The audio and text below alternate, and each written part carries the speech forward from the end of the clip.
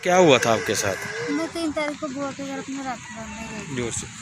3 तारीख को मैं अपने घर बुआ के घर राखी बांधने गई थी। जब वहाँ से मैं आ रही थी तो रिंकू और जहरीले का भाई और अनूप और नीरज वहाँ पे दारू पी रहे थे बैठ के। थोड़े इसे भी पिलाते दारू, तो मैं वो कह रहे इसे भी पकड़ के लाओ, इसे भी पिलाते दारू। तो वो आया, रिंकू मेरा हाथ पकड़ने लगा कि इसे भी पिलाते चलो। उसने मेरा मुँह पकड़ लिया। जब मैं चिल्लाने लगी तो मेरे कपड़े उतारने लगा जहरीला। तो जो गुस्से में आ गया, रिंकू गुस्से में आके मेरे सर पे डंडा मार दिया। अच्छा। उसके बाद में फिर बेचोगी तो मुझे रंजी तो हॉस्पिटल लेकर गया था 6 दिन। उसके बाद में वहाँ पे 8 दिन रही है हॉस्पिटल। वहाँ पे ना कोई पूछने आया, ना कुछ, ना हमारी कुछ वही नहीं। उसके बाद में मम्मी फिर वहाँ हाई कोर्ट में डाला है, फिर सुनवाई हुई हमारी महिला थाने में। बेटी बचाओ बेटी पढ़ाओ का नारा लगाने वाली सरकार के राज में नहीं सुरक्षित बेटियां। रक्षाबंधन पर पंचकुला सेक्टर 14 में बच्ची के साथ हुई छेड़छाड़ और मारपीट। रक्षाबंधन पर पंचकुला सेक्टर 14 में नाबालिग बच्ची के साथ हुई छेड़छाड़ और मारपीट का मामला सामने आया है।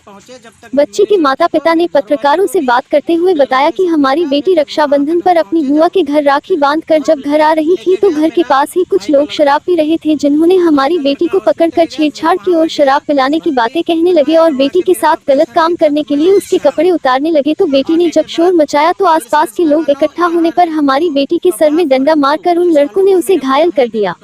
बेटी का भाई जब घर आया तो अपनी बहन को घायल हालत में सेक्टर 6 के अस्पताल में पहुंचाया, जहां 8 दिन तक बेटी का इलाज चला। नाबालिग लड़की के माता पिता ने सेक्टर 14 पुलिस के अधिकारियों पर भी आरोप लगाया कि जब हम सेक्टर 14 में पुलिस के इस मामले की शिकायत करने गए तो वहां मौजूद पुलिस के अधिकारियों नवीन और सुखबीर सिंह ने हमारी शिकायत नहीं सुनी। हमें गालियां देते हुए कहा, जाओ हम तुम्हारी रिपोर्ट नहीं लिखेंगे, जो करना है कर लो। ये हमारी सेवा करते हैं, हमारे यहाँ खाना बनाते हैं और उल्टा आरोपियों का पक्ष लेते हुए हमारे को ही बहुत बुरी तरह से मारा पीटा और आरोपियों का साथ देकर हमारे पर ही झूठी शिकायत दर्ज की। लड़की की मां ने भी पुलिस द्वारा आरोपियों पर कार्यवाही न करने और उल्टा उन्हें ही धमकाने का इल्जाम लगाया है और कहा कि पुलिस उनकी शिकायत लिखना तो दूर सुनने को भी तैयार नहीं। पुलिस का ये रवैया पूरे पुलिस प्रशासन पर सवालिया निशान लगा रहा है। लड़की की मां ने कहा, गुनहगार पुलिस वालों के यहाँ खाना बनाते हैं, इसलिए वो अपने किए हुए गुनाह से बच रहे हैं। लड़की की मां ने कहा, हमारी कहीं भी सुनवाई नहीं हो रही और उल्टा हमें ही पुलिस और गुनहगार धमका रही है कि फैसला कर लो नहीं तो जेल में डाल देंगे। इस घटना की जानकारी डीसीपी पंचकुला के संज्ञान में आने के बाद इस मामले में सेक्टर 5 महिला थाने में रिंकू, जहरीला, मातम, अनूप, धीरज पर मामला दर्ज हो गया है। आगे की कार्यवाही अमल में लाई जाने का भी समाचार है। समाज सेविका सीमा भारद्वाज ने इस घटना की कड़े शब्दों में निंदा करते हुए पुलिस पर भी अपने चहेतों को बचाने का पक्ष लेते हुए कानून का पालन न करने का आरोप लगाया। बेटी 14 में जो आप केस के बारे में बात कर रहे हैं, जो 14 साल की लड़की के साथ में इस तरीके की हरकत की गई कि जब 5-6 लड़के बैठे हुए शराब पी रहे थे और उन्होंने लड़की को पास बुला के और जिस तरीके से मोलेस्टेशन का करा और लड़की को डंडा भी मारा। तो मेरे को ये कि पूरे हरियाणा में बेटी बचाओ बेटी पढ़ाओ का जो नारा इन्होंने लगाया हुआ है, ये खामखा है, इसका कोई मतलब नहीं रह जाता। और ऐसे ही पूरे देश का हाल है, लड़कियों को इसी तरीके से किया जा रहा है सड़क पर और इधर कई केसेस ये इस तरीके के आ चुके हैं। और ये 14 वाला जो केस आया है, ये थाने के नाक तले ये सारा किस्से हुए हैं। ये जो लड़का है, और ये सुनने में जैसे आया है कि ये लड़का और इसका फादर दोनों कुक थे, 14 में थाने में कुक थे और 14 के थाने में ये इनकी बिल्कुल सुनवाई नहीं हुई।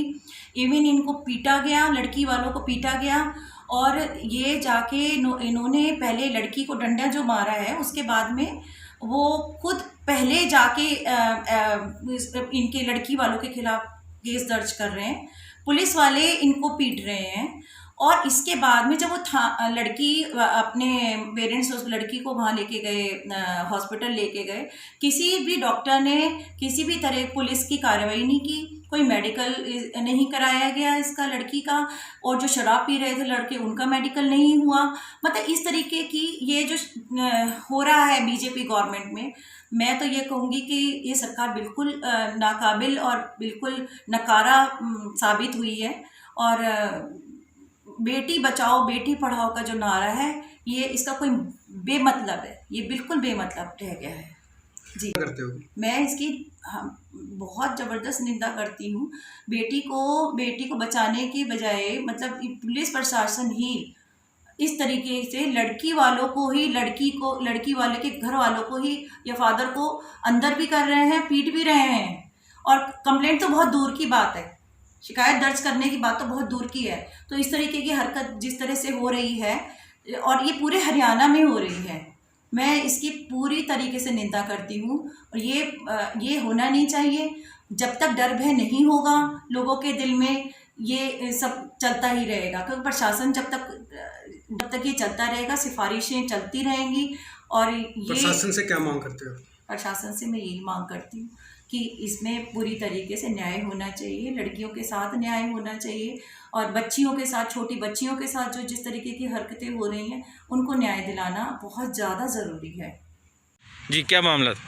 3 तारीख को हमारी लड़की बुआ के घर गई थी राखी बांधने। जोर से। वहाँ से 6 बजे वापस जब आ रही थी, रिंकू, जहरीले का भाई माखन और अनूप, धीरज, ये लड़के शराब पी रहे थे। रामनी को बोला शराब पिलाते हैं। जब रामनी मना किया तो रामनी को छेड़छाड़ करी और इसके कपड़े उतारने लगे। जब रामनी चिल्लाने लगी तो रिंकू ने मुंह दबा के गुस्से में आके सर पे डंडा मारा।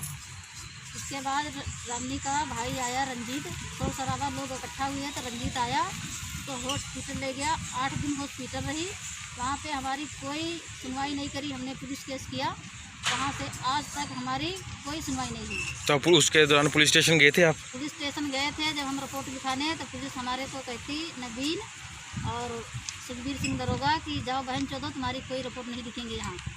और उसके बाद हमारे घर वाले जब हम माँ बेटी 6 सेक्टर पहुँचे, वहाँ से हमारा घर वाला पैसे लेने आया। रिंकू पुलिस बुला के हमारे घर वाले को बोए रहमी से पिटवाया और हमारे जेठ को, हमारी नंद को भी मारा, सबको मारा। उसके बाद दोबारा फिर हम गए रिपोर्ट लिखाने, फिर भी हमारी कोई रिपोर्ट नहीं लिखी। कहते चाहे 6 सेक्टर जा, चाहे महिला थाने जा, कहीं तेरी नहीं सुनी जाएगी और जो करना हो तो कर जा। और मेरी वर्दी पे कोई फ़र्क नहीं पड़ने वाला है और मेरी वर्दी रहा जाए, मेरे घंटे में जाए, और रिंकू को हम कुछ नहीं होने देंगे कि हमारे घर में रिंकू खाना बनाता है, हमारी सेवा करता है। किसके घर में खाना बनाता है रिंकू? थाने में खाना बनाता है? हाँ, नवीन सुखबीर के थाने के अंदर काम करता है। लड़का कुक का काम करता है, बाप झाड़ू पोछा करता है। इसीलिए हमारी कोई सुनवाई नहीं करी। आज तक 3 अगस्त का केस हुआ, आज तक हमारी कोई सुनवाई नहीं करी। तो आज महिला थाने वाले आए थे? तो आज महिला थाने वाले कल ने बुलाया था, आज बयान कराए कोर्ट में। अब गए हैं यहाँ 6 थाने में, हम गए थे कल 5 सेक्टर। क्या उन्होंने बोला है महिला थाने वाले ने? महिला थाने वाले में बोला है कि हम तुम्हारी कार्रवाई करेंगे, चिंता मत करो।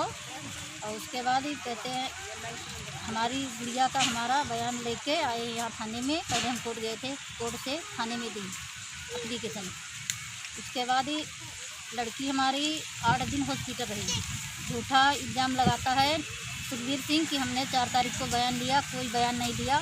जब हमारे घर वाले को पकड़ा, हमारा घर वाला जब पैसे लेने आ रहा था, रास्ते में पकड़ के हमारा बेरहमी से, जब हमारी नंद, हम 6 सेक्टर से आए, जब छुड़ा के लाए, झूठा अंगूठा लगवा लिया कि जमानत पे दुर्गा तेरे भाई को छोड़ रहा हूँ। वही अंगूठा का झूठा बयान बनाया है कि दुर्गा ने बयान दिया है कि हम सुलह कर रहे हैं। क्या नाम है जिसने पीटा है? सुखबीर। कौन है सुखबीर? दरोगा है थाने का। ठीक है। सच्चो नवीन।